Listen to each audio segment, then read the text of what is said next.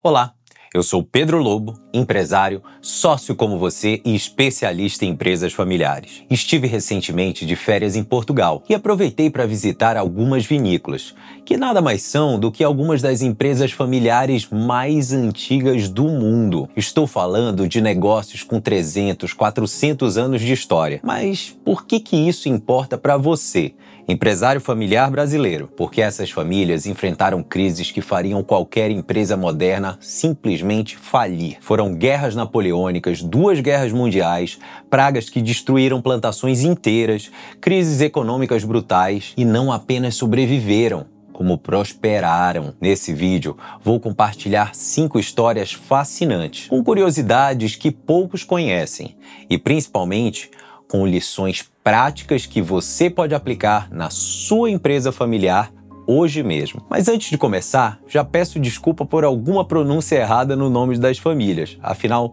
são muitas e os nomes às vezes são um pouco complicados. A primeira parada foi na Taylors, fundada em 1692. Imagina só, essa empresa tem 333 anos e nunca foi vendida.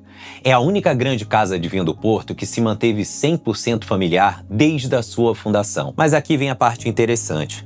A Taylors não é dominada por uma única família. Ao longo dos séculos, passaram pelos Beardsley, Taylor, Floodgate e Yatman. O segredo não foi manter o controle nas mãos de uma linhagem, mas sim passar a liderança para quem melhor incorporava os valores da empresa. Na prática, eles criaram uma sucessão de valores, ao invés de uma sucessão de sangue. Quando os Beardsley enfrentaram dificuldades no século XIX, Joseph Taylor assumiu o controle em 1826.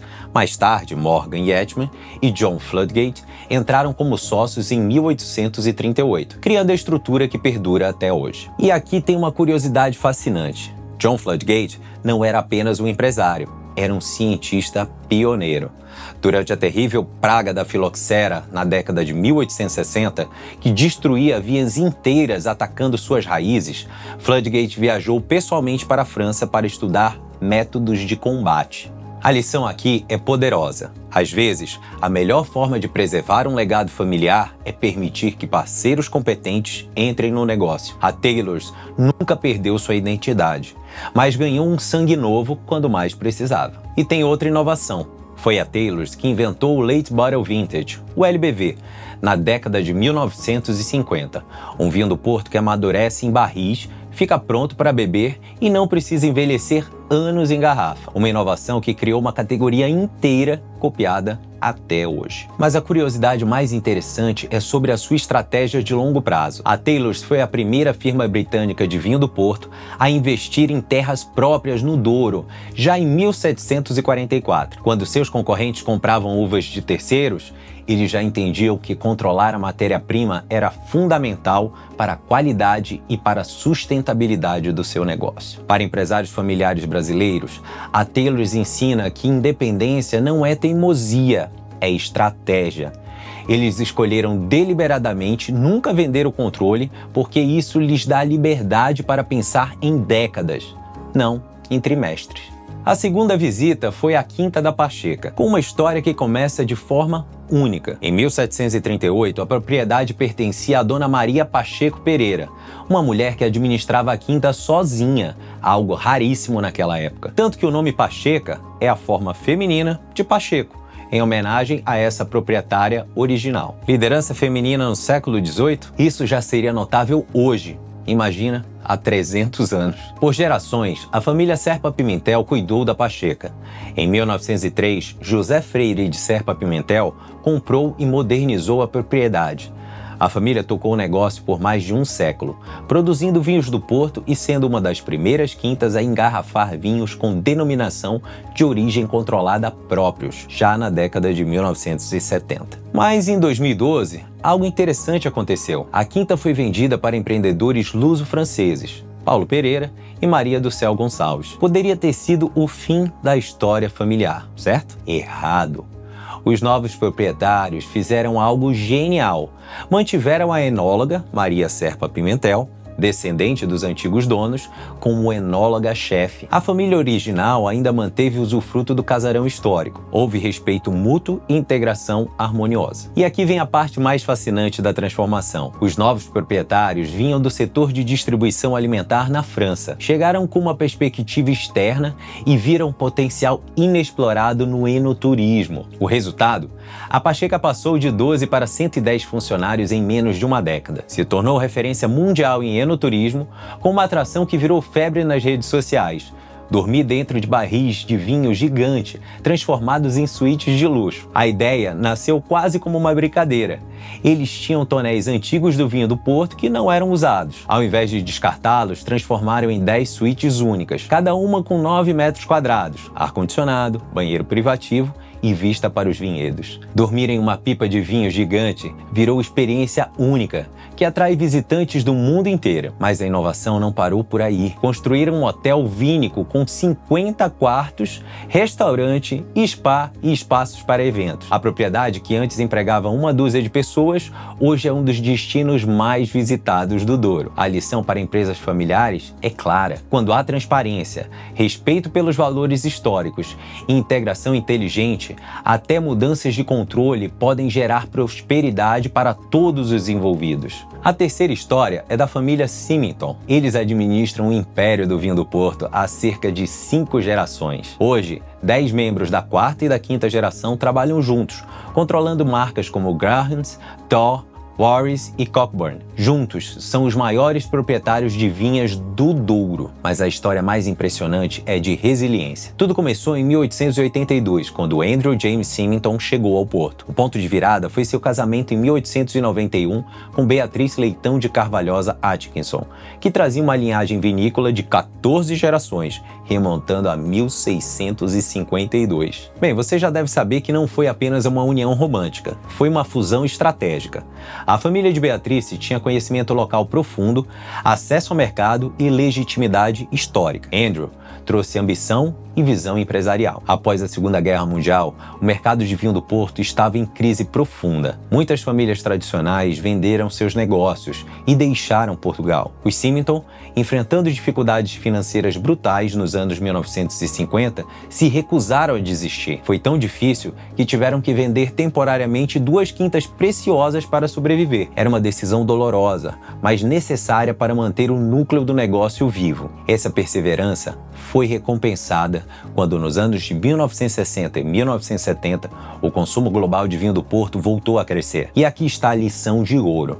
Nos momentos de maior crise, enquanto concorrentes vendiam e saíam do negócio, os Symington dobraram a aposta no seu futuro. Em 1970, compraram a Graham, incorporando uma marca rival tradicional.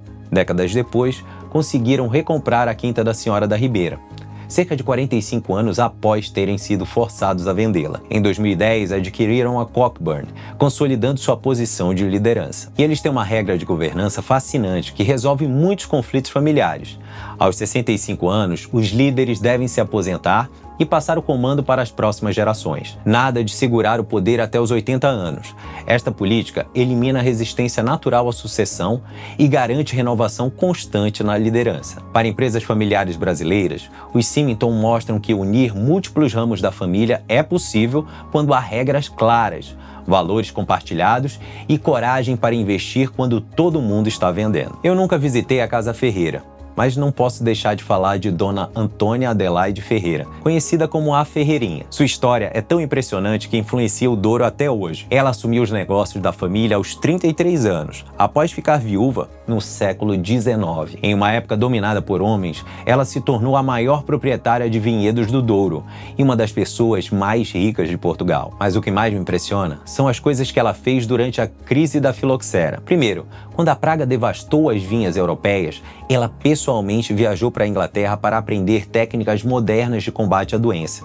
Trouxe conhecimento científico num tempo em que os outros faziam simpatias ou simplesmente enterravam sapos mortos na terra para sugar o veneno. Uma história parecida com a do John Floodgate da Taylors, mas ela, sendo mulher e viúva, deve ter sido muito mais complicado. Segundo, e aqui vem o que me impressiona ainda mais, durante a crise, ela comprou propriedades de pequenos produtores desesperados, Mas anos depois, quando a situação melhorou, ela devolveu as terras aos antigos donos para que não perdessem suas propriedades. Responsabilidade social no século XIX? Dona Antônia estava no mínimo 150 anos à frente do seu tempo. Ela também diversificou inteligentemente, manteve olivais e amendoais tradicionais, enquanto investia em vinhas com melhores exposição solar. Durante uma epidemia de cólera em 1855, financiou hospitais, escolas e obras sociais. Quando morreu, em 1896, deixou cerca de 30 quintas e uma fortuna considerável. Mas mais que isso, deixou uma reputação de liderança, inovação e cuidado com a comunidade, que é lembrada até hoje. A Casa Ferreira eventualmente foi vendida para a família Guedes, da Sogrey, nos anos 1980, mas o legado da Ferreirinha continua vivo até hoje. A lição da Ferreirinha é sobre liderança em tempos de crise. Buscar conhecimento real, investir quando os outros estão vendendo e lembrar que cuidar da comunidade é cuidar do próprio futuro do seu negócio. Por último, vamos falar da Quinta do Crasto, que visitei em uma outra viagem. O nome vem de castrum, um forte romano, e a propriedade existe desde 1615.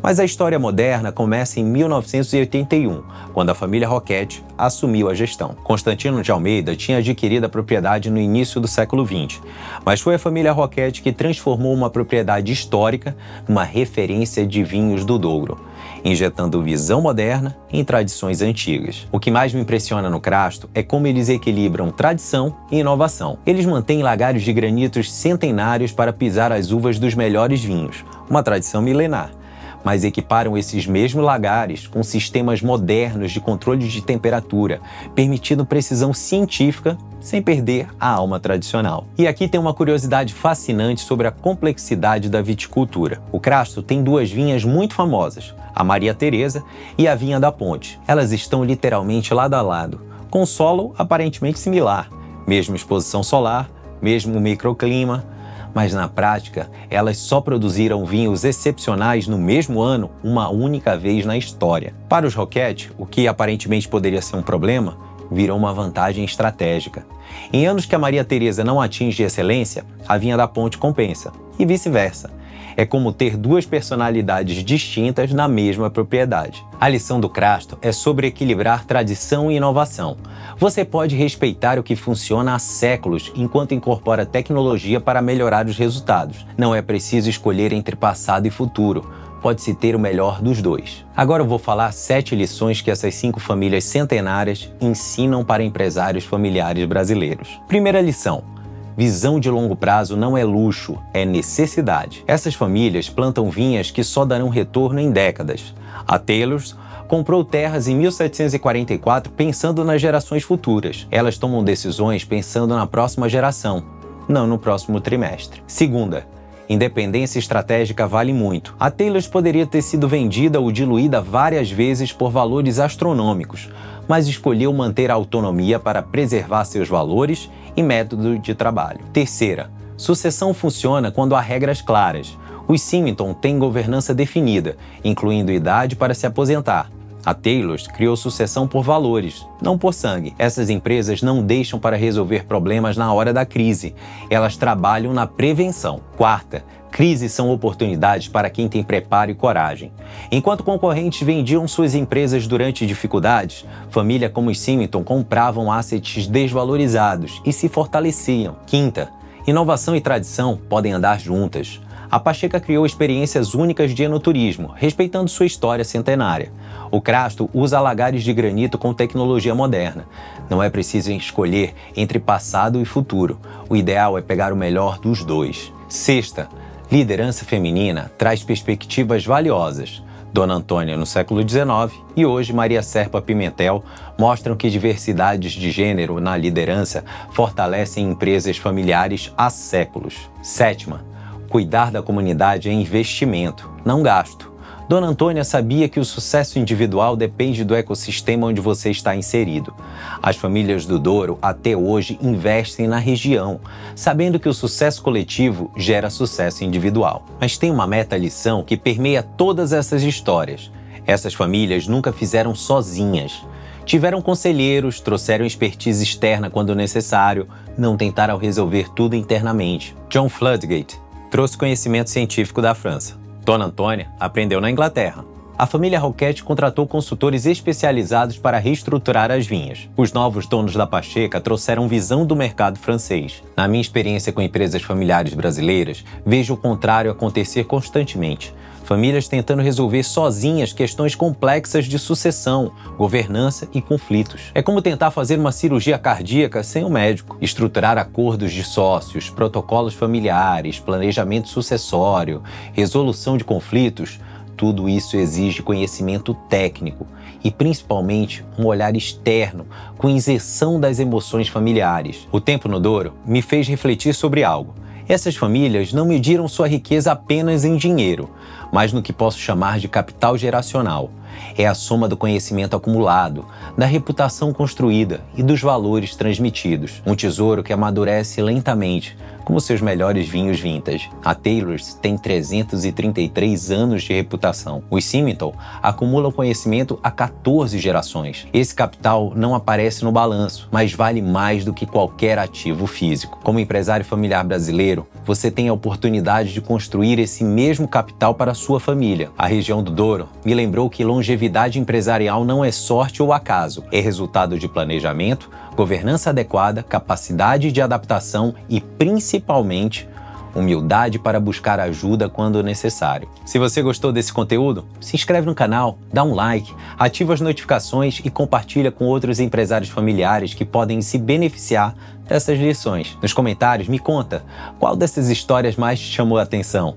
Que paralelo você vê com a sua própria empresa familiar? E lembre-se, se sua família está enfrentando desafios de sucessão ou governança, buscar ajuda externa não é sinal de fraqueza. É sabedoria acumulada por séculos de empresários familiares bem-sucedidos. Até o próximo vídeo.